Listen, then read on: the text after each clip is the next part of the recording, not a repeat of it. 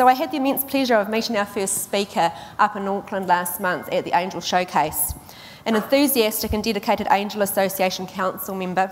She's here to give you an insight into what Angel scene looks like here in New Zealand. Please welcome the amazing Deborah Hall. Kia ora, and welcome Chief Marcel. Okay, so I'm going to, this is the boring bit of the day. This is the facts and figures session. And I'm going to take you through what we know about our angel community and our angel activities in New Zealand. As usual, data is imperfect, but this is the best we have, and everything I'm showing you, I promise you, has facts behind it. And as we used to say when I was a market researcher, it's definitely better than a random guess.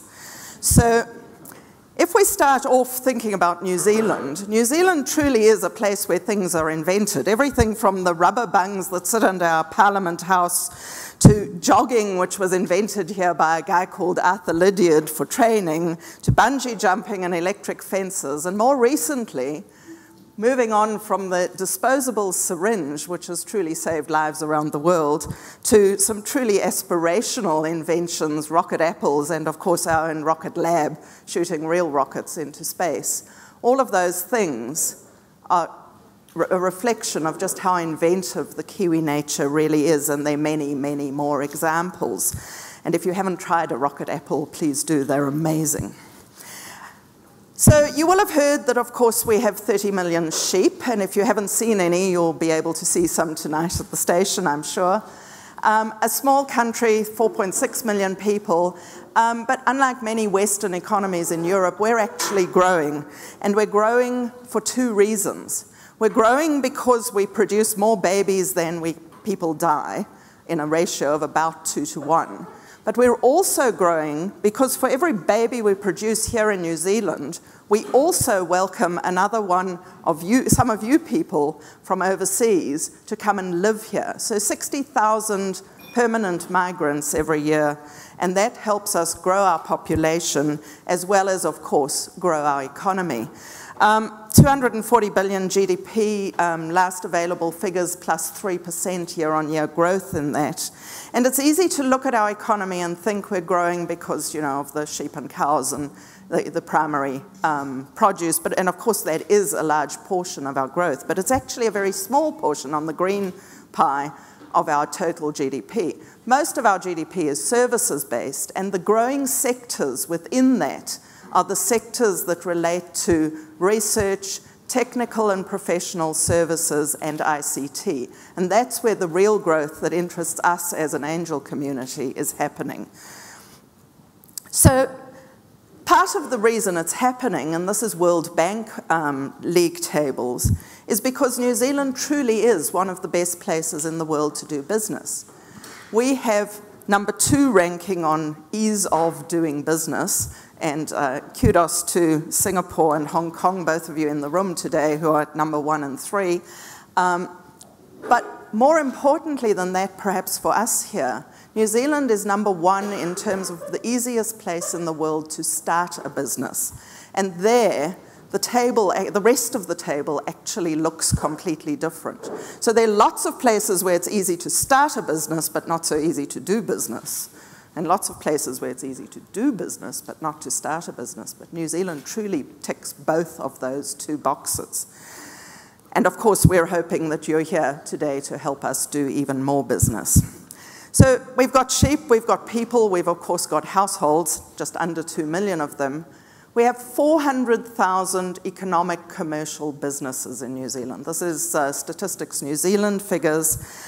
And that, you know, small, big, great base, but the important thing for us in growing the economy is that only less than 13,000 of those actually export, which is a really small number, accounting for, you know, nearly 70 billion in exports, mainly goods. And on the other side, there are just less than 10,000 who have overseas shareholders.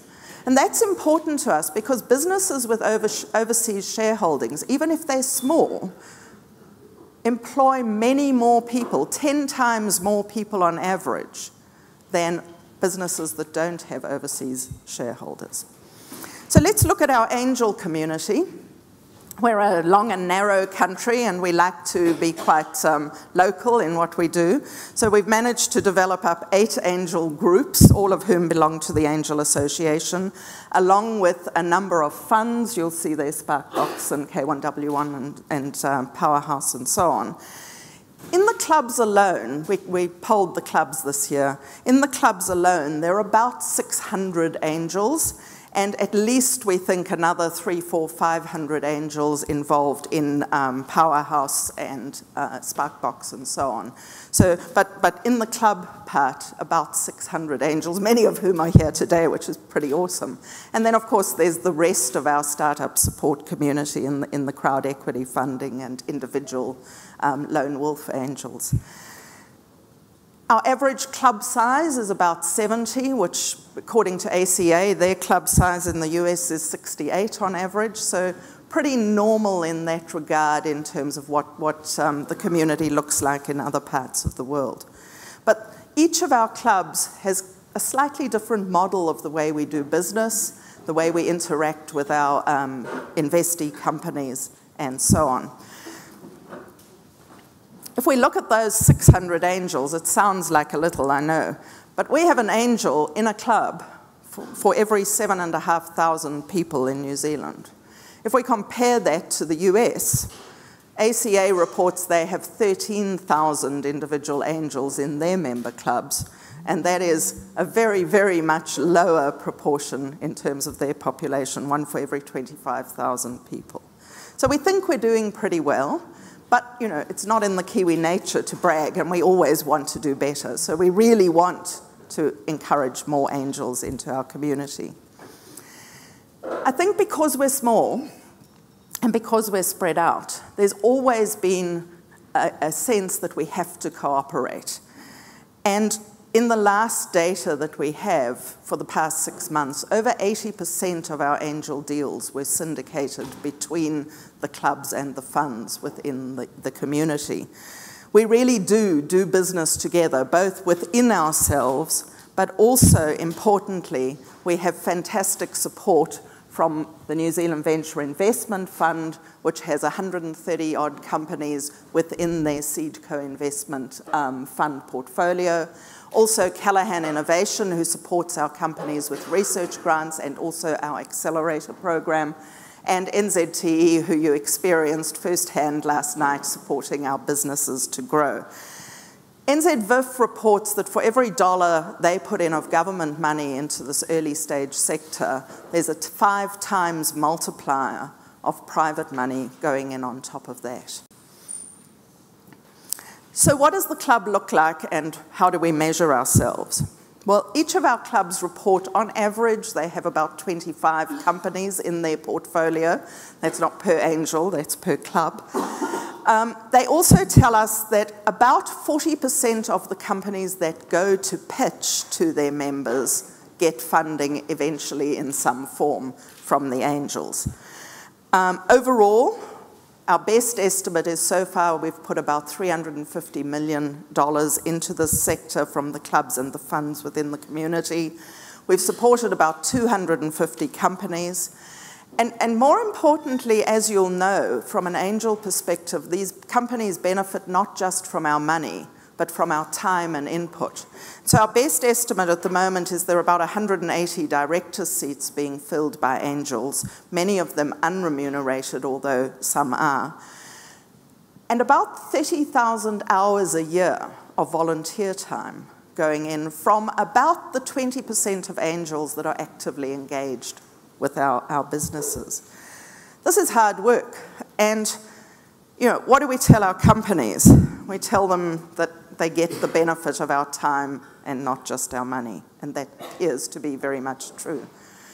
When we look at the angel community in New Zealand, one of the things that strikes me is they're not typical of what's reported in angel communities, certainly in the US and Canada and the UK. Our angels, as you'll see from the room, are certainly mostly male. And what's different about them is they're so much younger. Close to most of our angels actually have a real day job, and so they don't have that time that the more retired people have to put into our businesses. The other thing that's different is that in New Zealand, they certainly are high income, and obviously the rules require them to be high asset, high income people, but not super high. The reason we have so many per head of population in New Zealand is not that we're a super rich country. It's that people who are moderately wealthy are motivated to try to support and grow our economy. The average angel here has 5 deals or less in their portfolio, but that is growing quite fast, in fact. And 1 in 5 are reporting an exit of some type, though not always positive. It really depends how you... It's a bit like the horses. Do you just report your wins? In New Zealand, every deal is different, as I'm sure it is in all your economies. The average person is putting in somewhere, which is nowhere near an average because it's a huge range, but somewhere between 10 and 100,000 per person into the deal. You saw many of the deals last night. We're looking at the companies that are raising kind of between, under $1 million maybe, some of them going over. Pre-monies around the 1 to 3.5, although we've seen some much higher pre-monies in recent times with more established businesses coming to the angels for funding. We do have comparative data on this, and this is all now converted into New Zealand dollars in case one of you is sitting there and going, that's not what our deals look like at all. So we think we're all kind of about in the ballpark. Interesting to see that in the US, the average raise looks like it's quite a bit higher than our companies. And in Canada, the average pre-money looks like it's way higher than our companies are at the point when they come to seek funding. So for the average startup, this is what they're trying to do. Marcel talks about us being in the second horizon, which I think of as the stay up. As an angel business here, we've certainly started up, now we're staying up, but we have yet to grow up. And there's still a lot of work to be done, and Susan and the association work incredibly hard to keep growing more angels, growing more clubs, and we're certainly succeeding in that. One of the biggest challenges that we do face as an angel community is that 30,000 hours, because what we're seeing is there's actually quite a large turnover of angels. We have angels who've come in, and I know Bill might argue that they came in for the wrong reasons in the first place, but we do see people checking out.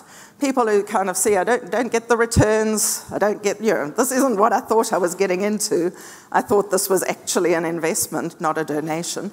And so we do see them checking out, but more than that, we see them maxing out because they're not those super wealthy and they have a set proportion of their portfolio. So they max out and they start sitting, and I know there's some issues arising with companies not getting the follow-on they're expecting.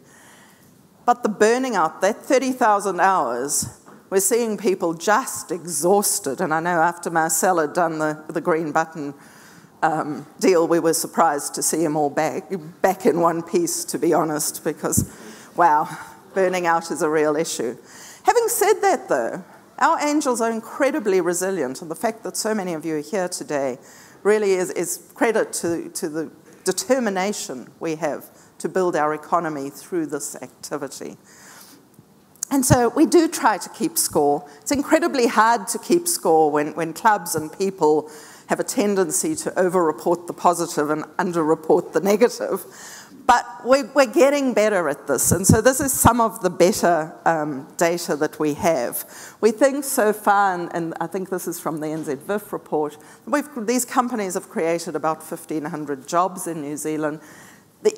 There are about 24 exits, although I suspect that's positive-ish exits being reported there, but certainly about 24 exits that we could say for sure happened. That 1,500 jobs may sound like a little, but it's nearly 7 jobs per company in an economy where the average company employs 3.6 people. So our companies are creating jobs at twice the rate of the average size of a New Zealand business. Importantly also, VIF reports that the revenue coming from these companies, 80% of that revenue is export revenue. In a country where only 3% of our businesses export, we are supporting companies that are generating that level, that proportion of their revenue offshore. And then that revenue amounts to $200,000 of revenue per person employed. Again, a proportion higher than the 140 per person that the average New Zealand company generates. So this is the good news, really. It's working.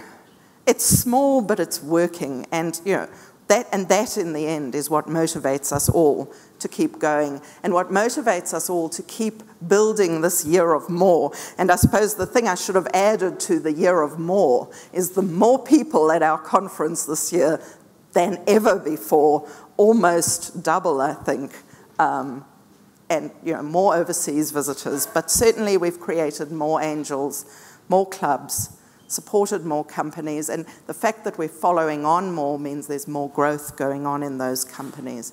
We've had some amazing exit stories in the past 12 months, I think particularly of Green Button and Ethereum listing, and I'm sure there are many more. I think of Crimson Consulting that is raising at a massive valuation now in the US that is really a baby company for us that was supported 18 months ago. When their 19-year-old founder presented to our showcase. So there's some really positive stories coming through now of real growth happening, real jobs being created. Now we just need the real returns to start flowing as well. So I'll leave you to the much more experienced and erudite angel investors that we're going to hear from. But hopefully that sets the scene for you in terms of what the New Zealand landscape looks like from an angel perspective. Thank you.